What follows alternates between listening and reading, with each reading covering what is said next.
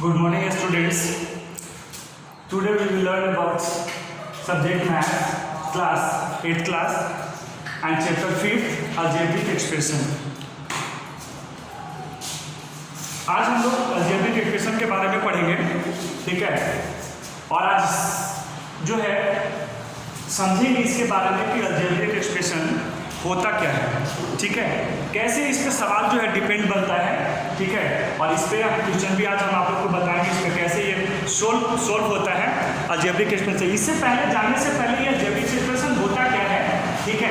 Algebraic expression जो होता है वो एक डिफिनीशन है, और डिफिनीशन से पहले आप क्लियर कर लीजिए, और बहुत ही ईजी है डिफिनीशन से। अगर डिफिनीशन से समझ गए तो इसके अलावा इसमें कुछ भी नहीं है। सिंपल सा इसका एक डिफिनीशन है, मैं अपने वर्ड में मैं बोल रहा हूँ, किताब से नहीं है ना। मैं आपको किताब का भी डिफिनीशन आपको बताएंगे, वो आप ऑलरेडी आपके बुक में भी दिया हुआ है।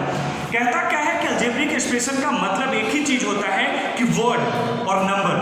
वर्ड जो होता है यानी कहने का मतलब कि आपका ABCD का जो हम लोग सब लिखते हैं वर्ड होता है, ठीक है? नंबर जो 1 2 3 होता है, ये नंबर और वर्ड का ना कॉम्बिनेशन होता है किसके साथ? विद द फंडामेंटल ऑपरेशन के साथ। सिंपल सा डिफिनीशन है, अगर आप लिखना चाहते हैं तो लिख सकते हैं, नहीं तो फिर आप किताब से भी याद कर सकते हैं। तो that means a number and word combination with fundamental operation, यानी ये सिंपल सा डिफिनीशन जो हम अपने खुद से आपको मैं बता रहा हूँ, किताब से नहीं। अगर किताब से अगर लिखना चाहेंगे तो आपके बुक में दिया हुआ है कि N algebraic expression is a combination of constant and variable, ठीक है, with the fundamental operation. Fundamental operation होते क्या है? तो देखिए ध्यान से समझिएगा, मैंने डिफिनीशन बोला और ये डिफिनीशन दोनों सेम है। मतलब यहाँ पे कांस्टेंट क्या होता है और वेरिएबल क्या होता है, मैं आपको दोनों समझा देता हूँ। और मेरा वर्ड और नंबर वो क्या होता है, ये दोनों का कॉम्बिनेशन क्या है। तो ध्यान से देखिए, जैसे कि हमने 2 लिखा that is a number and S लिखा दैट इज अ वर्ड, ठीक है? यानी ये जो है एक नंबर है और ये हमारा वर्ड है। ये दोनों कॉम्बिनेशन है क्या के बीच में? तो ये दोनों के बीच में ना एक मल्टीप्लिकेशन का साइन आता है। जब भी ऐसे 2x लिखा होता है तो ये आपने पहले भी पढ़ा था कि 2x का मतलब तो 2 into x, ठीक है? तो ये हमारा कॉम्बिनेशन, तो नंबर और वर्ड का कॉम्बिनेशन बनाता है फंडामेंटल ऑपरेशन। तो इससे पहले हम लोग को समझना होगा कि फंडामेंटल ऑपरेशन होता क्या है। तो फंडामेंटल ऑपरेशन 4 होते हैं। कौन कौन? तो ध्यान से देखा जाए, plus, minus, multiplication and division. That means यानी ये 4 फंडामेंटल ऑपरेशन हम लोग को यूज करना होता है इसी के बीच में। अगर ये दोनों नंबर है ना, एक हमारा फंडामेंटल ऑपरेशन के बीच में मतलब कॉम्बिनेशन होता है, उसी को हम लोग क्या बोल देते हैं? Algebraic expression. जहां भी आपको नंबर दिखता है, जैसे कि अब हम आते हैं तो कांस्टेंट, तो नंबर क्या कहता है कि कांस्टेंट, और हम आपके बुक से ही सब बोल रहे हैं कि नंबर है ना, यानी कहने का मतलब है कि कांस्टेंट एंड वेरिएबल। तो वेरिएबल जो होता है ना, यही वेरिएबल कहलाता है, और ये जो 2 होता है ना, यही कांस्टेंट कहलाता है। तो हमारा जो है हम डिफिनीशन चेंज कर देते हैं, वहां क्या कर दिए थे कि नंबर और वर्ड का कॉम्बिनेशन फंडामेंटल ऑपरेशन के साथ होता है, उसको अलजेब्रिक एक्सप्रेशन कहते हैं। आपका बुक कहता है कि कांस्टेंट, ये 2 कांस्टेंट होता है और x जो होता है वो वेरिएबल होता है। ये दोनों का कॉम्बिनेशन आपके बुक में लिखा हुआ है कि फंडामेंटल ऑपरेशन के साथ होगा, तो दैट मीन्स अलजेब्रिक एक्सप्रेशन। अब ये हमारा जैसे कहीं भी लिखा हुआ है, तो 2 भी हमारा क्या है? अलजेब्रिक एक्सप्रेशन भी है। क्यों? क्योंकि 2 भी एक कांस्टेंट है। कांस्टेंट कहाँ मिलता है? Only for in algebraic expression. तो अगर 2 भी लिखा हुआ है कहीं कहीं, तो हम इसको बोल देते हैं कि ये दैट इज मीन्स यानी अलजेब्रिक एक्सप्रेशन होता है। लेकिन अब आते हैं आगे, जैसे कि 2 + x आ गया ना, 2 भी आ गया, प्लस भी आ गया, x भी आ गया। तो अब ये और भी बढ़िया हो गया, तो इसको भी हम लोग अलजेब्रिक एक्सप्रेशन बोलते हैं। इसमें कोई कंफ्यूजन होने का सवाल नहीं है ये हमारा। लेकिन हाँ, यहाँ पे जब इस तरीके का सवाल पूछेगा जैसे कि 2, तो इसमें आपको पूछेगा कि मतलब ये क्या है ये, ठीक है? तो हमारा जो नंबर हो तो क्या होता है? कांस्टेंट होता है, और वेरिएबल है नहीं, तो वेरिएबल नहीं है तो नहीं लिखेंगे, लेकिन कांस्टेंट तो है ना हमारा, इस वजह से हम इसको कांस्टेंट को भी क्या बोलते हैं? अलजेब्रिक एक्सप्रेशन में आता है वेरिएबल भी, और दोनों का कॉम्बिनेशन हो जाता है तो हमारा क्या बनता है? अलजेब्रिक एक्सप्रेशन बनता है। तो इसको भी हम लोग अलजेब्रिक एक्सप्रेशन बोलते हैं। और भी तरीके से अलजेब्रिक के बीच में फंडामेंटल, जैसे x/2 ये भी अलजेब्रिक एक्सप्रेशन है। बाय में भी हमारा डिवीजन है ना, तो यानी x/2 ये भी हमारा अलजेब्रिक एक्सप्रेशन है। तो इस तरीके के हम लोग क्या क्या बोलते हैं, अलजेब्रिक एक्सप्रेशन बोलते हैं। अब हम लोग समझते क्या है कि अलजेब्रिक एक्सप्रेशन जो होता है, ठीक है, हमको डिफिनेशन करने का जरूरत नहीं क्योंकि आपको बुक में दिया, हमको मेन समझाना है आपको कि ताकि आपको क्वेश्चन बनने लगे। डिफिनेशन को याद करना नहीं, बस सिंपल समझ लेना है कि आखिर अलजेब्रिक एक्सप्रेशन का मतलब क्या होता है। अब हम आते हैं, ध्यान से देखिएगा, कोई चीज़ मैं आपको बताता हूँ यहाँ पे।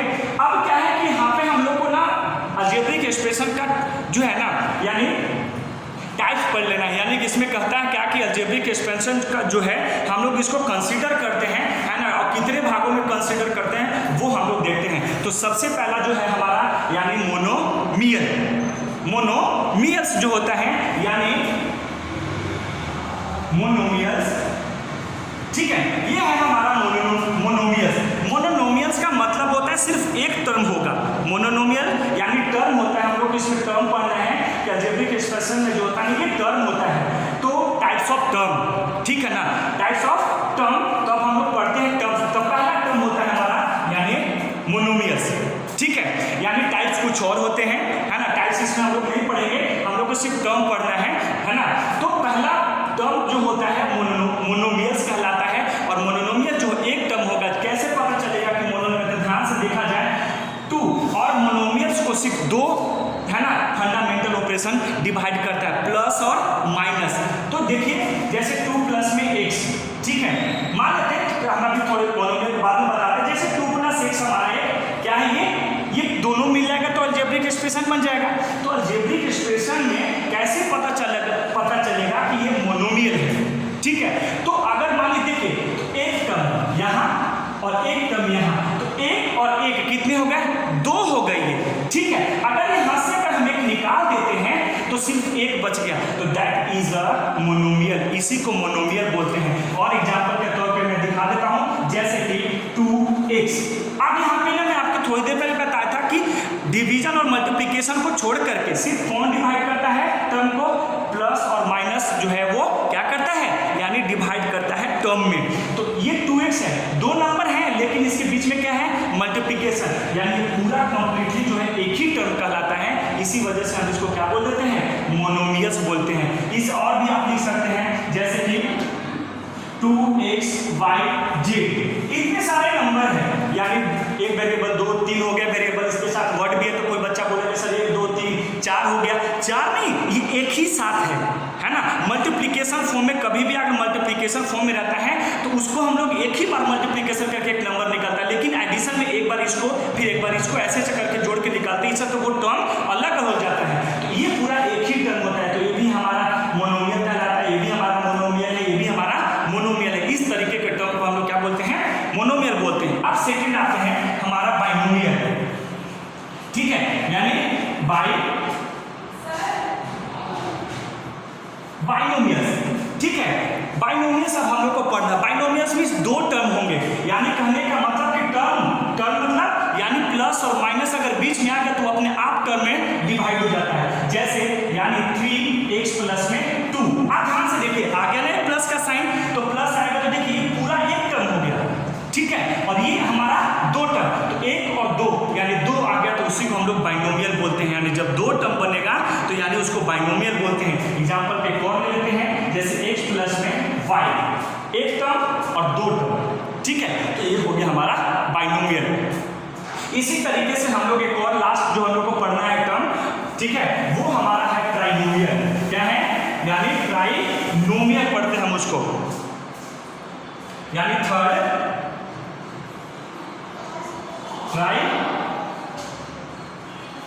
ट्राइनोमियल्स, ठीक है।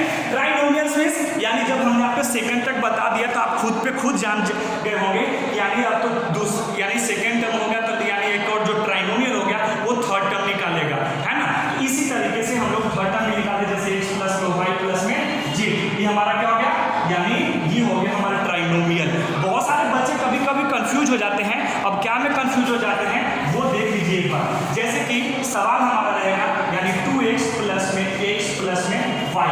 अब ये मैं बोलूंगा कि बच्चे क्या करते हैं कि 2x प्लस में x और प्लस में y, यानी 3 टर्म हो गए, ठीक है। तो 3 टर्म तो हो गया, लेकिन यहाँ पे कोई एक जो नंबर है वो दोनों सेम सेम आ रहा था, 2x 2x और x को जोड़ सकते हैं या नहीं सकते हैं? ऑफ कोर्स जोड़ सकते हैं। तो 2x और x कितने हो गए, यानी 3x और प्लस में y। तो इसको ऐसे जब सवाल रहेगा तो आपको सबसे पहले बनाना होगा।